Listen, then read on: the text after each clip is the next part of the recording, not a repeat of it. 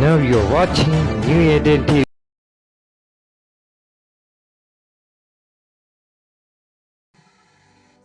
இன்றைக்கு நாம் ஞாயிற்றுக்கிழமை ஓய்வு நாளிலே நாம் எல்லாரும் ஒன்று கூடி ஆண்டவருடைய வார்த்தையை தியானிக்கவும் அவருடைய வார்த்தைக்கு இசைவாக நம் வாழ்க்கையில் எப்படியாக செயல்படுத்த முடியும் என்பதை நாம் முயற்சி செய்யும் ஒரு நாளாக அமைந்திருக்கிறது.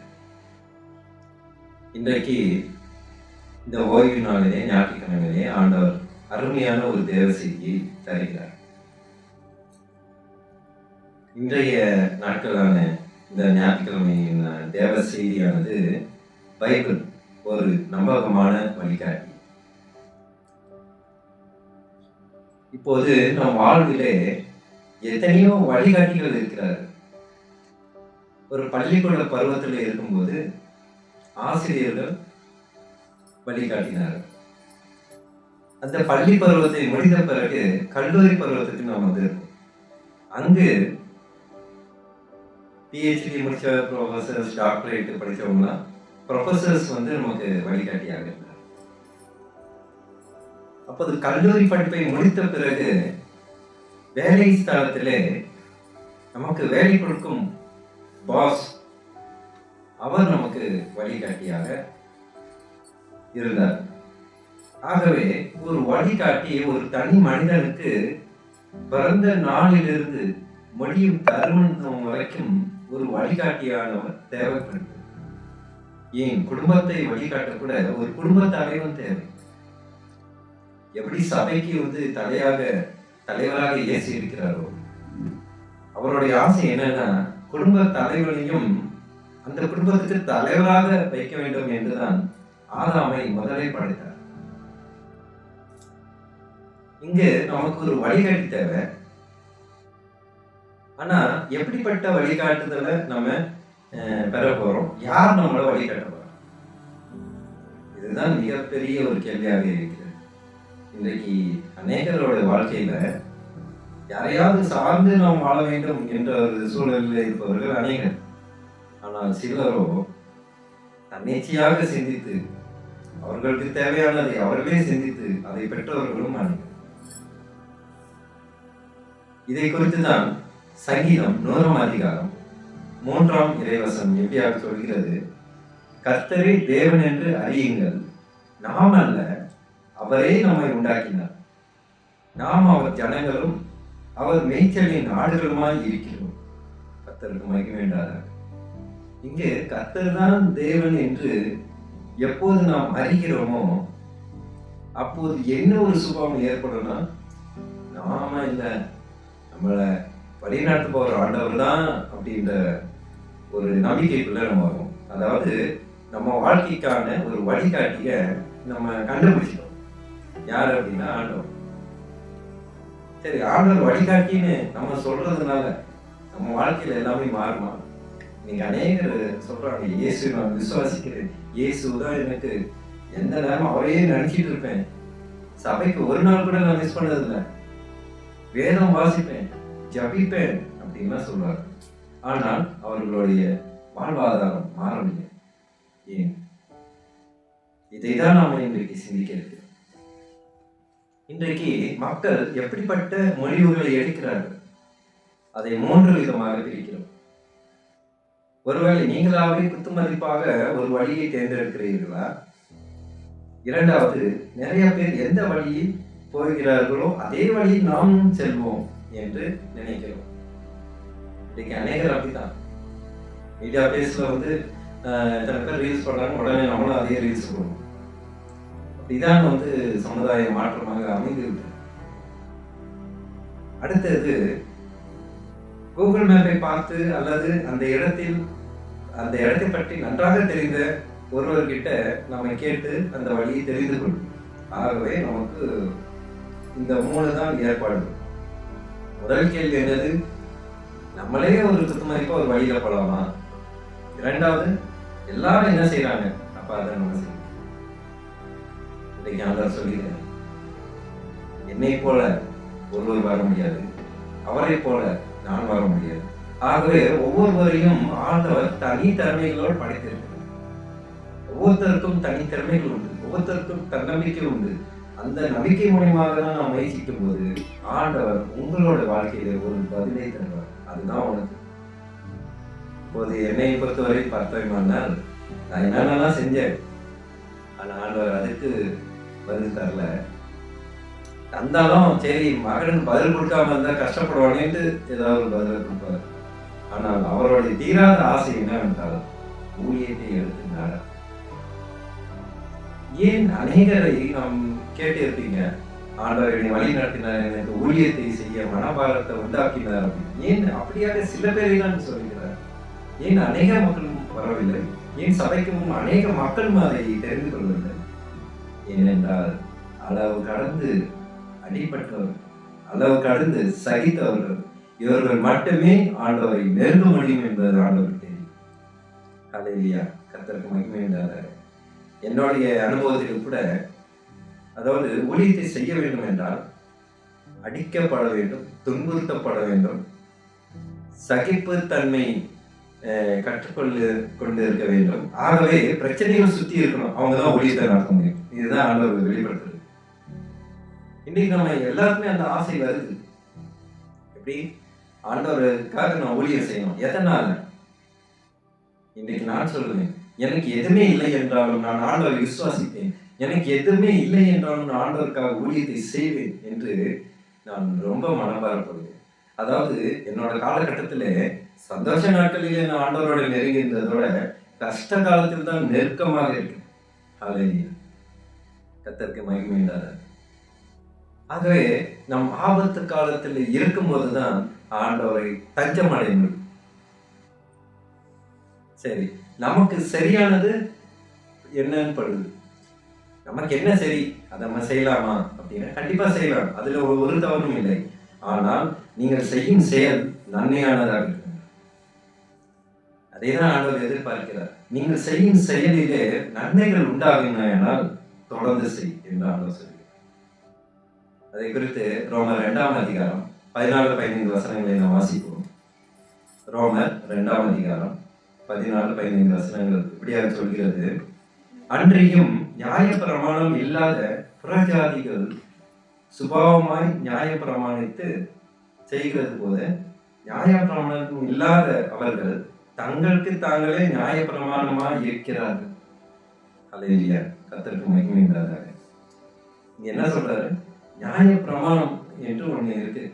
அந்த நியாய பிரமாணம்னா என்ன அப்படின்னா உண்மையாக இருப்பது, நேர்மையாக இருப்பது, நீதி நிமித்தம் துன்பப்படுவது, ஆனால் அதற்கு மாறாக எந்த ஒரு கெடுதலும் செய்யாமல் இருந்தால் அது நியாய பிரமாணத்தை கடைபிடிப்பவர்கள் என்று சொல்லலாம். ஆனால் இங்கு என்ன ஒரு ஆச்சரியம் என்றால், கடவுளை தெரிந்து கொள்ளாத மக்களே உண்மையோடும் நேர்மையோடும் இந்த நியாய பிரமாணத்தை கடைபிடிப்பவர்கள் போல இருப்பார்கள். ஆகவே ஆண்டவர் என்ன சொல்றாரு? நமக்கு சரியானதை செய்வதற்கு அது நன்மையாக இருந்தால் நீ தாராளமாக செய்ய என்று ஆண்டவர் பச்சை கொடி காட்டுறார். அடுத்த வசனம் என்ன சொல்றது பார்ப்போம்.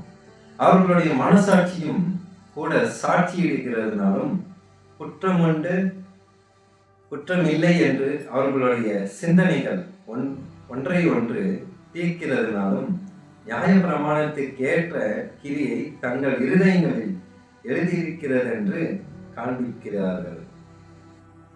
அதாவது நியாய பிரமாணம் கடவுளை அறிந்து கொண்ட மக்களுக்கு தான் அது தெரியும். ஆனால் அப்படிப்பட்ட நியாய பிரமாணத்தை யாரெல்லாம் செய்யறாங்கன்னு இங்க ஆண்டவர் சொல்றாரு. யாரையெல்லாம் உண்மையா இருக்கிறாங்களோ, யாரையெல்லாம் யாரோட வாழ்க்கையில் பாதிப்பு இல்லாம நன்மையாய் செய்யறாங்களோ அவங்களையெல்லாம் ஆண்டவர் நியாய பிரமாணத்துக்கு ஏதுவாக வைத்திருக்கிறார். அதனால்தான் கடவுளை நேசிக்காத மக்கள் எல்லாம் வெகு சீக்கிரத்திலே கடவுள்கிட்ட வந்துடுறாங்க. எதனால? அவர்களோட இருதயத்திலே கள்ள கவனம் இல்லாத மனது, யாருக்கும் தீங்கு செய்யக்கூடாது, நம்ம நன்மையா இருக்கணும், யாருக்கும் நம்ம சுமையா இருக்கக்கூடாது அப்படின்னு அவர்கள் விலகி ஒதுங்கி இருப்பார். இப்படிப்பட்ட நியாய பிரமாணத்தை கடைபிடிப்பவர்கள் பார்த்தீங்கன்னா தனியா தான் இருக்கும் வாழ்க்கை. அவங்க யாரோடையும் சேர மாட்டாங்க. எந்த கூட்டு மக்களோடு சேராம அவங்க தனித்து இருப்பாங்க. ஏனென்றால் அவர்கள் நேர்மையை கடைபிடிப்பார்கள். என்ன சொல்றாங்க என்ன அடிக்கடி, அதாவது அவர்களுடைய மனசாட்சி இந்த நியாய பிரமாணத்தை வந்து வெளிப்புற மனது செய்கிறதோட ஆழமான மனது செய்கிறது இந்த நியாய பிரமாணத்தை. இந்த நியாய பிரமாணத்தினால என்ன நடக்குது? மனசாட்சியின் வழியிலேயே அவர்கள் நன்மைகளை செய்கிறார். கிறிஸ்துவுக்கு அன்பானவர்களே, எத்தனை முறை நீங்கள் ஏதாவது ஒரு காரியத்தை செய்யும் போது உள் மனது தவறு என்று சொல்லியிருக்கும், அதையெல்லாம் தாண்டி நம்ம அந்த இடத்துக்கு போகும்போது என்ன நடக்குது? ஆபத்துகள் ஏற்படுது, விபரீதங்கள் ஏற்படுது, பிரச்சனைகளை சிக்கிக் கொள்கிறோம். அப்போது சொல்றோம், சே அப்பயே எனக்கு மைண்ட் வந்துச்சு, அங்கே போயிருக்கக்கூடாது, நான் போனதுனால எனக்கு. ஏனென்றால் அந்த மனசாட்சியானது நியாய பிரமாணத்துக்கு ஏதுவாக இருக்கிறது. அதனால்தான் மனதை பாதுகாக்க வேண்டும் என்று ஆண்டவர் சொல்கிறார். உங்கள் இருதயங்களை பாதுகாத்துக் கொள்ளுங்கள், ஏன்னால் இருதயத்திலே அவர் வாசம் பண்ணும் இடம். அந்த இடத்துல வேற எதற்கும் நாம் இடம் கொடுத்தோமையானால் ஆண்டவரை விட்டு விலகி செல்ல அதிகமாக வாய்ப்புண்டு. கிறிஸ்துவுக்குள் பெரியமானவர்களே, இந்த ஓய்வு நாளிலே நாம் ஆண்டவருடைய வார்த்தையை தியானித்தோம், சிந்தித்தோம். ஆண்டவர் உங்களை அளவிலிருந்து ஆசீர்வதிப்பாராக. இந்த பாட்டு ஆராதனைகளை அளவிலிருந்து ஆசீர்வதித்தார். ஆண்டவருடைய பிரசன்னத்தை உணர்ந்தோம். அதுபோல உங்கள் வீட்டிலேயும் சதா காலமும் ஆண்டவர் உங்களோடு தங்கி தாவரிக்க ஜெபிக்கிறோம். இன்னும் இந்த ஊழியத்துக்காக அதிகமான பிரசங்க வேலைகள் இந்த ஊழியம் ஃபார்மேட்டில், வீடியோ ஃபார்மேட்டில் நிறைய தலைப்புகளில் இந்த பிரசங்கங்கள் உருவாக இருக்கிறது. வேண்டிய நேரங்களும் விஷயங்களும் காத்திருக்கிறோம். அதற்காக ஜெபித்துக் கொள்ளுங்கள். தொடர் முயற்சியாக இந்த ஊழியத்துக்காக என்னென்ன ஏற்பாடுகள் எல்லாம் நாங்கள் செய்து வருகிறோமோ அதையெல்லாம் எந்த ஒரு தடைகள் இல்லாதபடிக்கு இருக்க ஒரு குடும்ப ஜெபத்திலே இந்த ஊழியத்துக்காகவும் ஜெபித்துக் கொள்ளுங்கள். புதிய மினிஸ்ட்ரிஸ் மூலியமாக அனைவர் பலன் பெற்றிருக்கிறார்கள். அதுபோல உங்களுடைய ஜப குறிப்புகள் ஏதாவது இருந்தால் கூட இந்த ஸ்கிரீனில் தெரியும் இந்த ப்ரேயர் ஹெல்ப்லைன் மூலியமாக எங்களை தொடர்பு கொண்டு ஏதாவது ஒரு காரியத்துக்காக ஜெபிக்க வேண்டும் என்றால் கண்டிப்பாக நீங்கள் எங்களுக்கு போன அந்த நம்பரில் அழைத்து உங்களுக்கு தெரியப்படுத்தலாம். நாங்கள் உங்களுக்காக ஜெபித்துக் கொள்வோம். தொடர்ந்து அடுத்த மாதத்திலிருந்து நாம் இந்த பாட்டு ஆராதனைகளை எபிசோடாக பதிவு செய்யலாம் என்று நாங்கள் இருக்கிறோம். ஏனென்றால் இந்த பாடல் மூலியமாக அநேகருடைய மனது தொடப்படலாம். அதற்காக ஆண்டவர் இந்த ஒரு அழைப்பை ஏற்படுத்தியிருக்கிறார். அதற்காக ஜெபித்துக் கொள்ளுங்கள். இப்போது இந்த தேவ செய்தி, அருமையான செய்தியை நமக்கு ஆண்டவர் கொடுத்தார். பைபிள் ஒரு நம்பகமான ஒரு வழிகாட்டி என்று. இது இன்னும் தொடர்ந்து அடுத்த ஞாயிற்றுக்கிழமையிலும் இதனுடைய தொடர்ச்சியை நீங்கள் பார்த்து தியானிக்கலாம், சிந்திக்கலாம். இப்போது நாம் ஜெபிப்போம். சோத்துக்கத்தாவை துதிக்கிறோம். எங்கள் அன்பு தகப்பனே, சோத்துக்கத்தாவை துதிக்கிறோம்ப்பா. இந்த தேவ செய்தி மூலியமாக அப்ப இந்த ஓய்வு நாளில் உங்களுடைய வார்த்தைகளை நாங்கள் தியானிக்க நீர் எங்களுக்கு அருமையான நேரங்களையும் காலத்தையும் நீர் வைத்தீர்கள். நன்றி அப்பா. எங்கள் அன்பு சகோதர சகோதரிக்கான ஜெபிக்கின்ற கத்தாவை அப்ப இந்த காணொலி தொகுப்பு மூலியமாக இந்த ஆராதனையை கலந்து கொண்டு இந்த ஆராதனை பார்க்கும்போது அவர்கள் மனதில் ஒரு மன அமைதி ஏற்படுத்த தேவை கிருபை செய்யும். அப்பா, நோய்கள் மத்தியிலே பாடிக்கொண்டே இருக்கும் அநேகருக்காக நான் ஜெபிக்கின்ற கத்தாவே, அவர்கள் நோய்வாய்ப்பட்டு இருந்தாலும் அவர்கள் சீக்கிரமாக குணமாக தேவை கிருபை செய்ய மாட்டார். அப்பா, மருத்துவர்கள் அதுக்கேற்ற சிகிச்சையை தரமாக உண்மை நிமித்தமாக அது செய்வதற்கு தேவை கிருபை செய்ய மாட்டார். அப்பா, மனநோயினால் பாதிக்கப்பட்டு இருக்கும் மனநோய் மருத்துவமனையில் இருக்கும் அநேக மனநோயாளிகளுக்கான ஜெபிக்கிற கத்தாவே, அவர்களுடைய மன நோயிலிருந்து ஒரு முன்னேற்றம் அடைந்த கிருபை செய்ய மாட்டார். அவர்கள் அதை விட்டு அந்த நோயிலிருந்து வெளிவர ஒரு முயற்சிகளை எடுக்க அநேக மருத்துவருக்கு நீ நல்ல ஆலோசனை தந்தது நான் ஜெபிக்கிற கத்தாவே, அவர்களோட கண்ணில் நீ தயவை உண்டாக்கும் ஆண்டவரே. சொத்து கத்தாவை துதிக்கணும். அப்பா, இதே நோயாளிகளுக்காக நான் ஜெபிக்கிற கத்தாவே. அப்பா, HIV நோய்கள் அவதிப்பட்டு இருக்கும், எய்ட்ஸ் நோயினால் பாதிக்கப்பட்டு இருக்கும் அநேகருக்காக நான் ஜெபிக்கிற கத்தாவே. அப்பா, சில பேர் எந்த ஒரு பாவங்கள் செயல்கள் இல்லாமலேயே அந்த நோய்க்காக பாதிக்கப்பட்டு இருக்கிறார்கள் ஆண்டவர். அப்ப இன்றைக்கு இந்த தமிழ்நாட்டிலே அதிக அளவு இந்த HIV எய்ட்ஸ் நோயினால் பாதிக்கப்பட்டிருக்க அநேக சென்டர்களை தமிழ்நாட்டிலே பார்க்கலாம் ஆண்டவர். அவர்கள் எல்லாம் சுகமாக கிருபை செய்ய மாட்டவர். இனி யாரும் எந்த ஒரு பாவ செயல்களில் ஈடுபடாதபடிக்கு காத்துக்கொள்ள மாட்டவர். அப்பா பெண்களின் குழந்தைகளை உமது கரத்தில் ஒப்படைக்கிறோம் என்ற சோதிக்கத்தாவே எந்த ஒரு பாலியல் வன்கொடுமைகள் இனி யாருக்கும் எந்த குழந்தைகளுக்கும் நேரிடாதபடிக்கு பார்த்து கொள்ள மாட்டார். வாதை உங்கள் கூடாரத்தை அணுகாதபடிக்கு நீ காத்துக்கொள்ள மாட்டார். சோதிக்கத்தாவை துதிக்கிறோம். எங்கெல்லாம் பெண்கள் போகிறார்களோ இங்கு இப்போது அரசாங்கத்தின் மூலியமாக அருமையான ஒரு ஏற்பாடை அந்த முதல்வருக்காக நான் செபிக்கிற கத்தாவை அந்த மனதை நீர் கொடுத்தீர்கள் நன்றி பசுவத்துக்கத்தாவை துதிக்கிறோம். அப்ப இந்த தேவ செய்தி மூலியமாக அவரோட மனதில் நீர் குடிக்கொண்டு இருக்கிறீர்கள். நீர் அவர்களோட வாழ்க்கையில என்ன மாற்றத்தை கொண்டு வர வேண்டும் என்று நீர் சித்தம் கொண்டு இருக்கிறீரோ அவர்களுக்கு வெளிப்படுத்தின மன்றாடுகிறேன் பசுவத்துக்கத்தாவை. அப்ப உங்களுடைய அரசாங்கத்துக்காக உங்களோட ஆட்சியில அனைவரும் பிரவேசிப்பதற்கு அவர்கள் தகுதி உள்ளவர்களாக மாற்ற தேவருக்கு செய்யும் சோதுக்கத்தாவை. அந்த ஊழியத்தையும் நாங்கள் ஜபத்தில் வைக்கிற மாட்டோம். தொடர்ந்து சில விஷயங்கள் தடையாக இருந்தாலும் அதை சிறப்பாக செய்ய நீர் வழிநடத்தி கொண்டு இருக்கிற தேவக்காக நன்றி செலுத்துகிறேன். அப்பா இன்னும் வரும் மாதங்களில் கூட எந்த ஒரு தடை இல்லாதபடிக்கு இன்னும் அதிக பிரசங்க வேலைகளை ஈடுபட தேவ கிருபை செய்ய மாட்டோம். அடியானை வந்து கரத்தில் ஒப்படைக்கணும். எந்த ஒரு நோய்கள் குறைபாடுகள் எதுவும் உடல் குறைபாடுகள் இல்லாதபடிக்கு நீர் காத்துக்கொள்ளும். வலது கரத்தினால் மறைத்துக் கொள்ள மாட்டோம். சாத்தானுடைய சதுராட்டத்திலிருந்து நீர் எங்களை தப்பித்துக் கொள்ள எங்களுக்கு நல்ல வல்லமை ஜீவனி பலனை தந்தரும் நான் செபிக்கின்றதாவே சொல்லுறதாவே துதிக்கிறோம். இயேசு மூலமாய் ஜெபிக்கின்றோம் நல்ல பிதாவே. ஆமென் ஆமென். என்னோட கூட சொல்லுங்க. இந்த ஆத்மாவை கர்த்தரை ஸ்தோத்திரி. எல்லாமே பரிசுத்த நாமத்தை ஸ்தோத்திரி. இந்த ஆத்மாவை கர்த்தரை ஸ்தோத்திரி. கர்த்தர் செய்த சகல உபகாரங்களையும் வரா. ஆமென்.